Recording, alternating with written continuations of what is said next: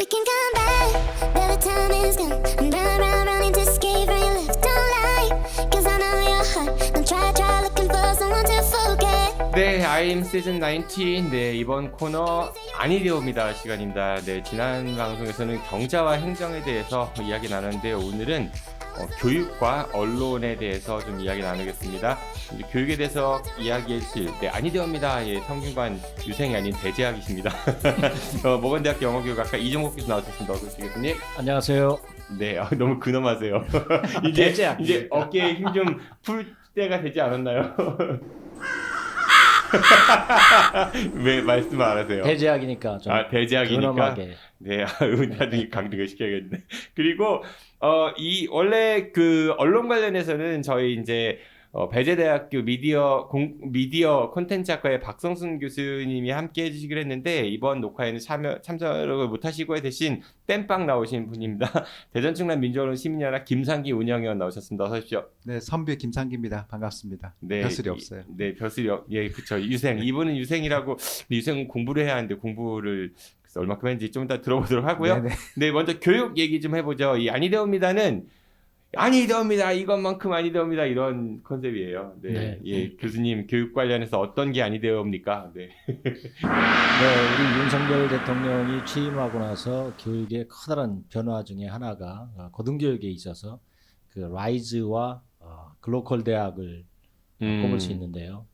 이게 과연 어떻게 갈 것인지 그리고 또 우리가 어떻게 대비해야 될지 한번 생각해 보도록 하겠습니다. 네, 일단 라이즈 사업부터 얘기를 해보죠. 라이즈 사업이 이제 지역에 뭐시기다 뭐 이렇게 해서 라이즈 RISE 이거 약자인 거잖아요. 네, RISE 즉 Regional Innovation System and Education이라고 돼 있어요. 네. In Education 그랬으면 뭐 그래도 좀 좋았을 것 같은데 and Education 그래가지고 지역 혁신과 교육이 뭐 그 대등하다는 건지 잘 이해가 안 되는데 아무튼 지역 혁신을 통한 대학 교육의 경쟁력 강화 또 대학 교육을 통해서 지역을 혁신한다. 이걸 뭐 서로 함께 서로 상생하자 그런 뜻으로 개발한 것 같은데 그러니까 지자체와 지역대학이 상생하는 그런 정책이다. 네, 뭐 이런 그렇죠. 거잖아요. 주도권을 정부에서 쥐지 않고 정부는 돈만 줄 테니까 지방자치단체가 대학을 움켜쥐고 알아서 하라는 겁니다. 그러니까 고등교육의 큰 책무는 그래도 국가가 가지고 있어야 되는데 이것을 지방 정부에게 떠넘기는 그런 결과를 가져온 것이죠. 두 가지 생각이 저는 드네요. 첫 번째는 그럼 지자체에서 과연 그 대학교육 지원 관련된 업무를 할 수 있는 공무원들이 있을까? 그동안 안 했었는데. 그건 행정적인 서포트하는 정도고 대학 교육을 뭐 큰 틀에서 이런 그 뭐랄까 계획을 짜고 이것을 이끌어 나갈 만한 그런 식견을 가진 그 공무원은 없다고 봐야죠. 거기다 또 하나 드는 의문점이 지자체장들은 선거 통해서 선출되는 거잖아요. 그렇죠. 그럼 지역대학이 지자체 그 장 눈치를 볼 수밖에 없지 않을까. 그 당연한 우려인데요.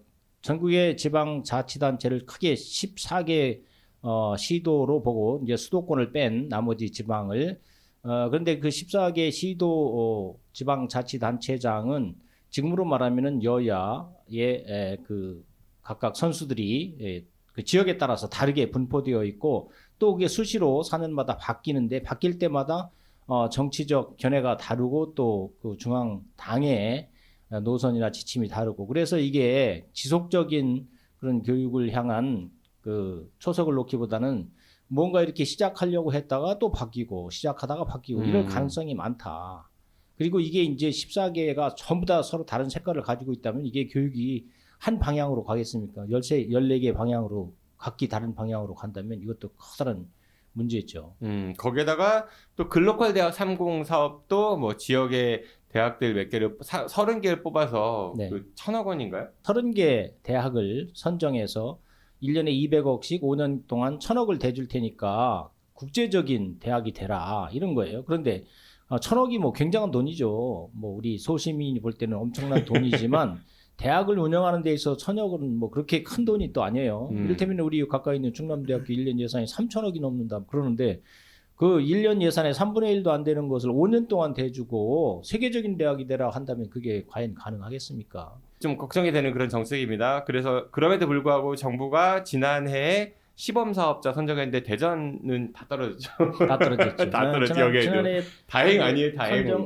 다행인 척인지 모르겠는데 충청권은 뭐 제로 인 셈이죠. 전 개인적으로는 다행이라고 생각하는데, 근데 그 글로컬 라이즈 말고도 또 뭐 교육 관련해서 규제 완화 이런 것도 굉장히 지금 정부가 많이 강조하고 네, 있지 이번 않아요? 정부에서 가장 크게 들고 나온 것이 그 대학 교육의 규제 완화를 크게 들고 나오는데 마치 규제가 마치 불합리한 규제라고 그래가지고 이제 이게 사실 규제라기보다는 법인데 법에서 이거 지켜야 된다라고 정해놓은 것을 불합리한 규제니까 완화하거나 없애겠다 이런 거예요. 예를 들면 크게 이제 네 가지를 들고 있는데 교사와 교지, 즉 대학을 설립하려면은 그 땅이 있어야 되고 건물을 지어야 되잖아요. 그래서 교사는 건물 얘기하는 거죠? 네, 그렇죠. 교사는 교지는 건물. 땅이고. 네. 그것이 이제 학생 수 그 정원 대비해서 일정 그 규모 이상 가져야 된다고 규정이 돼 있었던 거예요. 네. 또 건물도 인문계 같으면 뭐 1인당 학생 1인당 14제곱미터, 사회계열은 17제곱미터, 이공계는 뭐 20제곱미터 이렇게 기본 요건이 정해져 있었어요. 그런데 이것을 거의 인문계 수준으로 다 낮춰져 버리는 겁니다. 그러면은 기존의 대학들이 이미 다 그 기준을 다 채웠었거든요. 그러면은 나머지 건물은 어떻게 해도 되냐? 임대하거나 무슨 다른 용도로 상업 용도로 사용해도 괜찮다는 거예요. 그러니까 기존의 그 이공계나 뭐 사회 계열은 줄일 수 있으니까 네. 그 남는 거 가지고 장사할 수 있다. 그렇죠. 예를 들면 뭐 기계공학과다 그러면 많은 실험 실습실이 필요할 텐데 그거 뭐 대폭 줄여도 되는 거니까 줄여서 다른 기업에 임대하거나 무슨 뭐 이렇게 해서 수익을 올릴 수 있도록 허용해 주는 거예요. 또 땅도 그 편제 정원 그 입학 정원 대비해서 몇 평, 뭐 평이 아니라 몇 제곱미터 이렇게 정해져 있었는데 이것을 그 건물이 필요한 만큼의 용적률, 건폐율만 지켰으면 나머지는 안 가지고 있어도 된다. 팔아먹어도 된다. 쉽게 말해서. 대학이 교육기관이기 때문에 일정 정도의 그 시설 요건을 갖추기 위해서 이렇게 정해놓은 건데 그거를 그렇죠. 규제 완화라는 명목으로 풀어져 버림으로써 네. 이게 너무 이제 그 상업화가 되는 거 아니냐 이런 의뢰신 거잖아요. 그렇게 교육이 되면 떨어질 수밖에 없는 거고. 그렇게 되면 특히 사학재단의 경우는 그 돈이 학생들 교육에 들어갈 거라기보다는 사학법인의 운영자의 손에 놀아날 가능성이 많다. 그리고 교육은 상대적으로 여건이 점점 열악해지는 거죠. 지금보다. 그런 문제가 있고 그다음에 또 다른 규제로서는 이제 뭐 그 교원 있잖아요. 교원도 25명당 1명, 즉 학생 수 25명당 1명씩 교원이 필요하다고 규정이 돼 있어요. 네. 그런데 거기에 이제 유예 조건이 5분의 1 정도는 겸임이나 초빙 교원으로 채워도 좋다. 이렇게 돼 있었습니다. 약 20%죠. 그런데 이것을 3분의 1까지 더 확장해도 좋겠다. 뭐 이렇게 해준 거예요. 전임 교수 숫자가 그만큼 없어도 된다는 거죠. 그러면 이게 좀 여러분들 혼동하시지 않아야 될 게 물론 겸임이나 초빙 교수님들도 훌륭하신 분들이 많이 계십니다. 그렇죠. 근데 이분들은 정규직이 아니기 때문에 학교에 머무는 시간이 적을 수밖에 없고 그러다 보면 학생들에게 접촉할 수 있는 시간이나 이런 교육 서비스가 떨어질 수밖에 없다. 이런 지적인 거잖아요. 네, 규제 완화의 가장 큰 병폐이고 이것은 이면에는 사학재단들이 끊임없이 주장해 왔던 것들이고 사학재단의 운영을 용이하게 해주기 위한 그런 포석으로 보이고 심지어는 이제 사학재단이 폐교하거나 문을 닫게 되면 지금은 그 사학재단에 들어있는 모든 재산은 공공재이기 때문에 단 1원도 운영자나 설립자가 가져갈 수 없도록 돼 있는 겁니다. 근데 이것을 일부 환수할 수 있도록 즉 설립자나 운영자가 일부 챙겨갈 수 있도록 허용하는 법을 만들겠다는 거예요. 근데 이걸 여권에서만 하는 게 아니라 심지어는 야당에서도 이런 비슷한 법안을 내는 의원들이 있고 그래서 조만간 이것은 어떤 형태로든 사학법인들이 좀 이득을 챙기고 나머지 돈을 국가에 헌납하는 식으로 학교를 폐교할 때 아주 자연스럽게 챙겨나갈 수 있게 이런 문을 열어주는 그런 움직임이 보이고 있다. 그런데 돌이켜보면 아시겠지만 옛날에 뭐 30년, 40년 전에 대학 세울 때 그렇게 많은 돈을 세운 게 아니에요. 그 동안에 이제 엄청난 규모로 이 대학들이 커졌는데 재산도 많아지고 세금 지원받아서 그렇게 된 거잖아요. 규모가 커진 결국에는 것들은. 정부 지원받고 학생들 등록금 받아서 키운 거거든요. 그들이 지속적인 어떤 투자를 했던 게 아니고 물론 그분들이 투자한 거에 대한 그 고귀한 그 정신은 존중돼야 되지만 그것은 그분들이 돈 벌려고 그 대학을 세웠던 게 아니라면 이것은 좀 지나친 입법이 아닌가 굉장히 큰 우려를 가지고 있습니다. 기존 정치권에서 보면은 뭐 사학재단 자녀분들이 정치하시는 분들도 꽤 많이 있잖아요. 그러니까 그런 것들이 저는 카르텔 아닌가. 맞습니다. 여야를 하고, 막론하고 여야를 막론하고 사학재단과 관련이 있는 현직 의원들이 굉장히 많죠. 사학재단 카르텔, 뭐 종교계 카르텔, 뭐 이런 것들 정치권에 상당히 많은데 여야를 불문하고 교육이 어떤 방향으로 가야 될지 좀 정치권이 다시 한번 생각해 보면 좋겠습니다. 네, 이종복 교수님께서는 라이즈 대학, 글로컬 대학 30사업 그리고 이 정부의 이제 규제 완화, 사학에 대한 규제 완화 정책이 아니되옵니다를 이제 말씀을 주셨습니다. 네, 언론계는 어떤 게 아니됩니까? 네. 디트뉴스 24 관련 내용들을 가지고 왔는데요.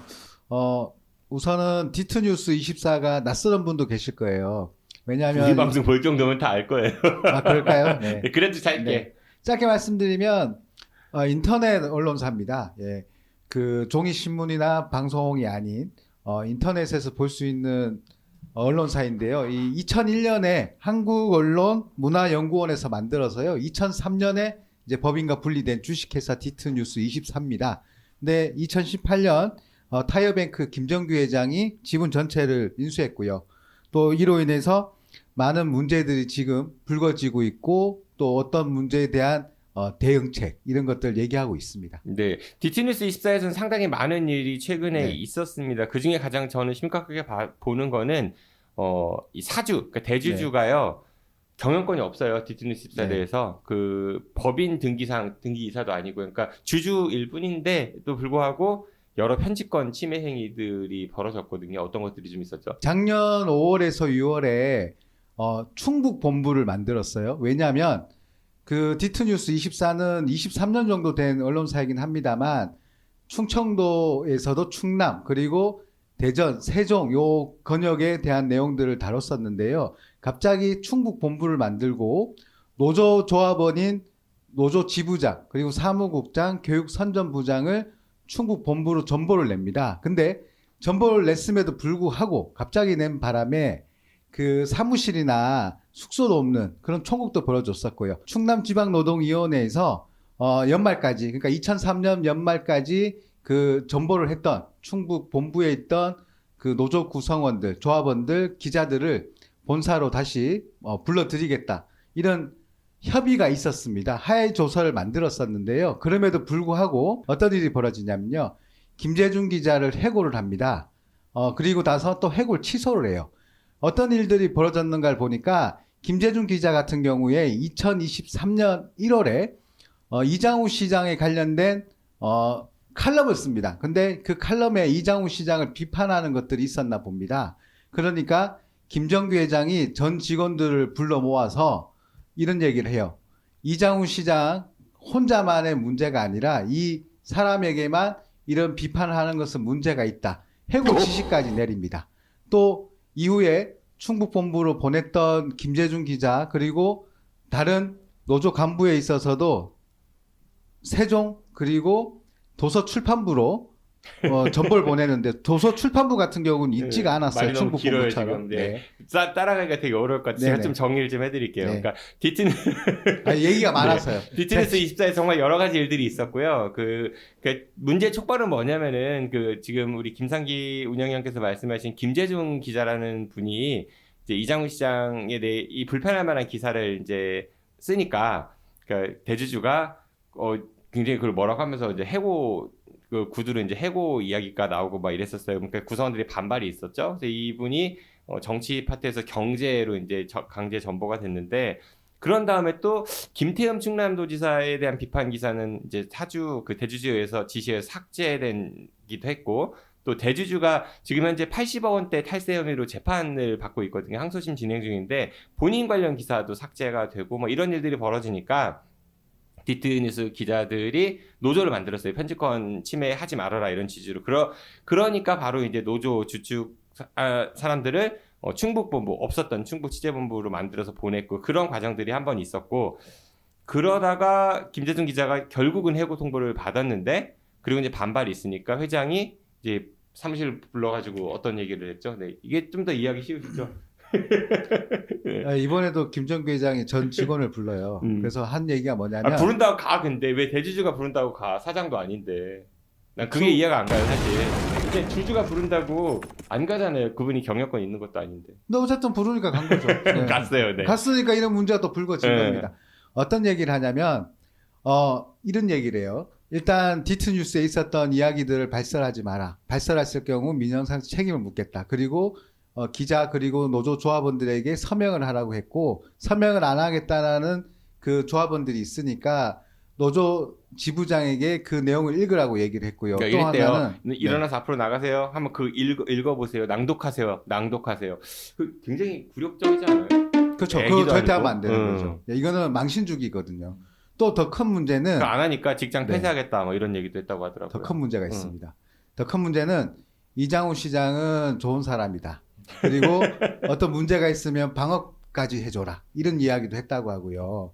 또 본인 이야기도 합니다. 본인은 출세한 사람인데 왜 따르지 않느냐. 내 말을 따라야 된다. 이런 이야기까지 했다라는데요. 개인적으로는 그래요. 김정규 회장이 이제 타이어뱅크를 운영하면서 사실 굉장히 작은 회사로 시작해서 자수성가한 사람이잖아요. 그리고 본인 자부심이 클 거예요. 그리고 이제 기업하시는 분들이 여러 경영 철학이 있겠지만 그거는 저는 어느 정도 이해가 되고 또 존중할 수 있다고 봐요. 다만 김정규 회장이 언론사라는 특성을 잘 이해를 못하는 것 같아. 언론사는 공적 기능을 수행하는 곳이잖아요. 돈을 벌기 위한 기관이 아니라는데 이분이 좀 그런 식으로 생각하고 있지 않을까라는 거 하나. 근데 그거에 따른 지금 김상기 의원이 말씀하신 여러 가지 뭐 반인권, 반 언론, 반 노동 이런 이제 발언들과 행위들이 쏟아진 게 아닌가 싶고 더 화가 나는 거는 디트니스가 지금 이제 공동대표로 두 분이 계신데 그 중에 한 분이 기자 출신이거든요. 그럼 그분이 그런 역할을 좀 해줘야 해요. 회장님.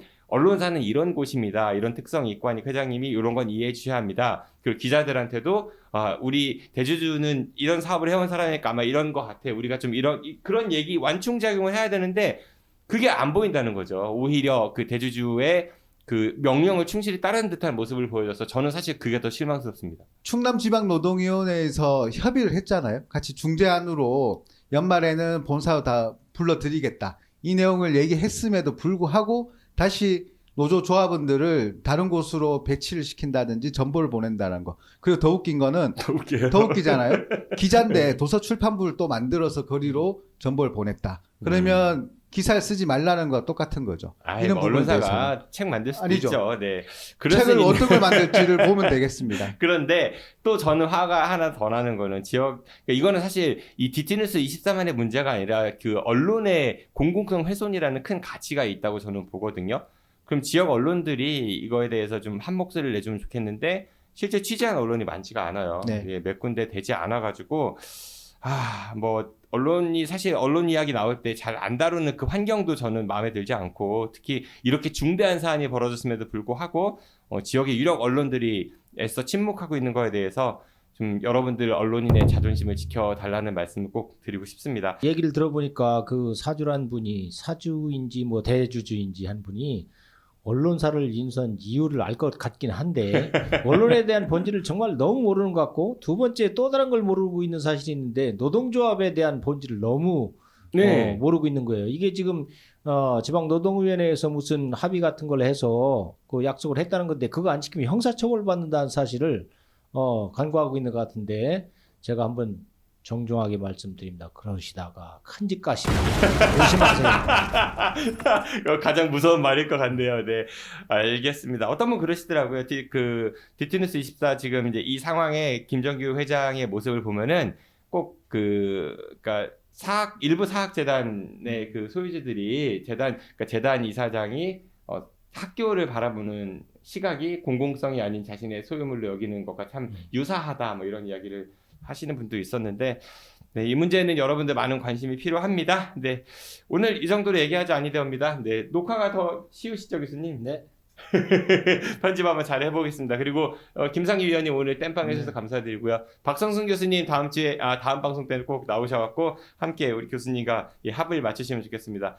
땜빵 자주 나오세요? 네, 땜빵 전문으로 네, INTV랑 같이 하겠습니다. 네, 지금까지 김상기 민원연 운영위원이었고요. 그리고 네, 이종복 예, 모건대학교 영어과 교수였습니다. 고맙습니다. 고맙습니다.